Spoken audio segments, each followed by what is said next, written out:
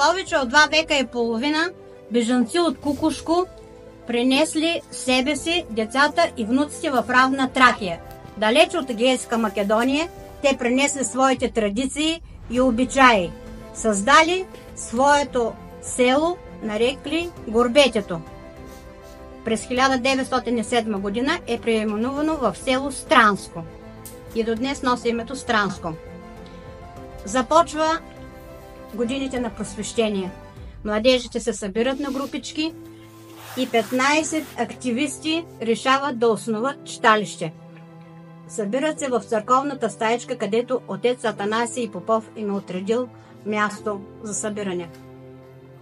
На 28 март 1910 година в кръчмата на Маври Пейчев основават читалището, което го нарекли Пробуда, за да пробуждат хората, да сеят светлина и топлина сред народа. Започват активна дейност и до есента групата нараства на 32 човека. По-късно, до зимата, стават 70. Почти вече във всяка къща се знае, че има читалище. Започват с театрална дейност, като дават първата театрална пиеса с обикновени селски дрехи и живота на поробена Македония в кръчмата на Трендафил Михов. По-късно те се събират, продължават да творят, да сеят светлина сред хората, започва лекционната пропаганда. Започват злополучните за България войни, Балканската и Първата световна. Част от младежите на читалището, които са тук на снимката, са останали на фронта и не се завърнали. На по-късен етап групата започват отново своята дейност, събират се. 1914 година със строежа на началното училище в центъра на селото им е отредена една стаечка и там те започват да се събират и изнасят своята дейност в коридора на училището. Намесват се вече и учителите, както и учителя Никола Байданов и други, изнасят сказки и вечеринки. На по-късен етап дейността нараства, създава се вече и певческа група. В 1948 година, преди една година, две, групата навърши 75 годишен юбилей. Принесли са своите автентични песни, фолклора, който изпълняваме и до днес. Царя на Руся домаше, Руселе, Русо казаче, всякъде Санта пробада се ми работа извършва.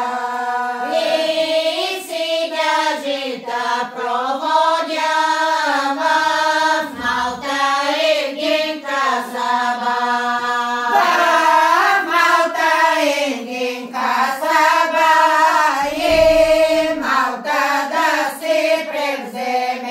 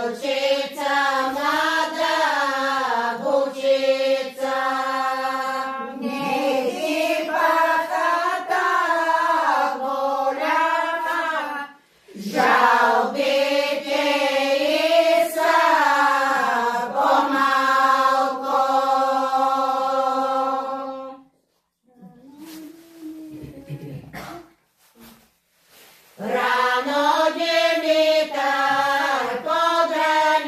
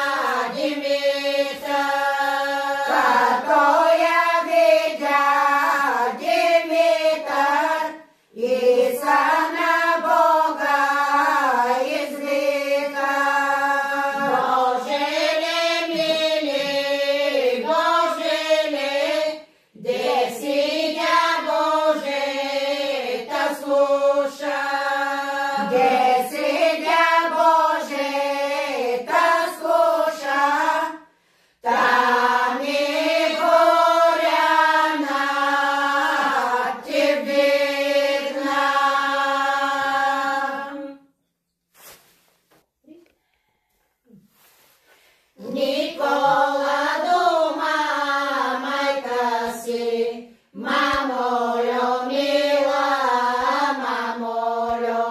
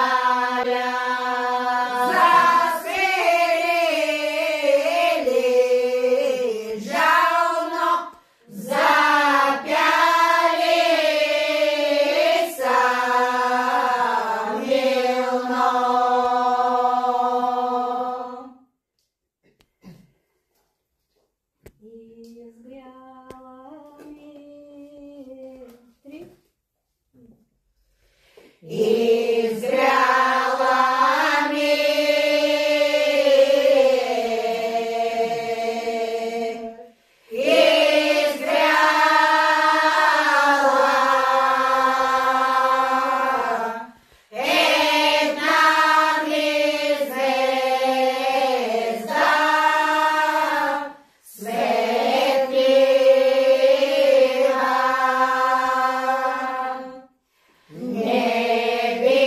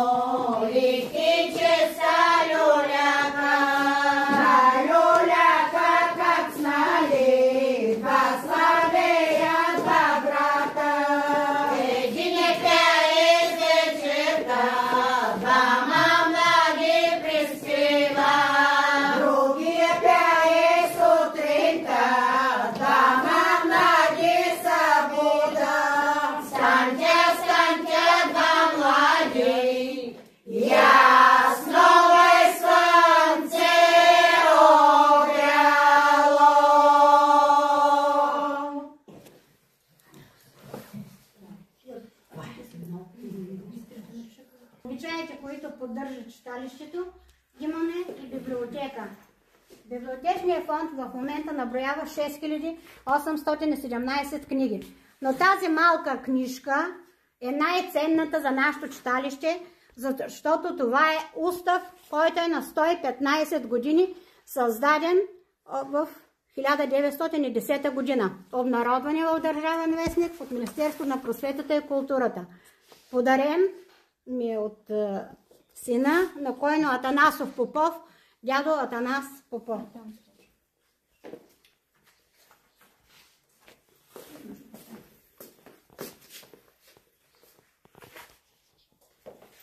Да слагаме на това.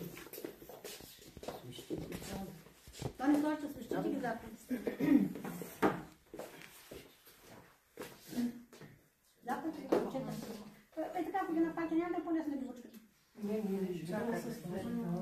Заповедите ги тогава. Заповедите ги тогава ги набучките, по-лесно ще го.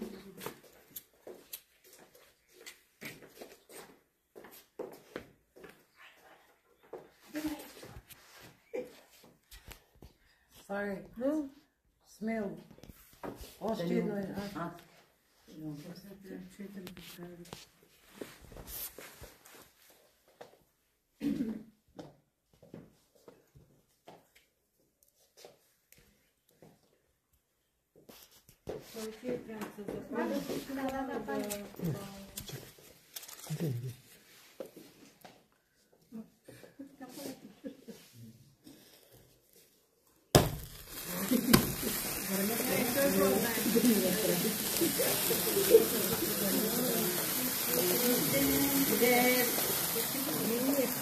Честит рожден ден на теб, честит рожден ден на теб, честит рожден ден на теб, читалище Пробуда. Честити 115 години от основаването на Народно читалище Пробуда 1910 в село Странско.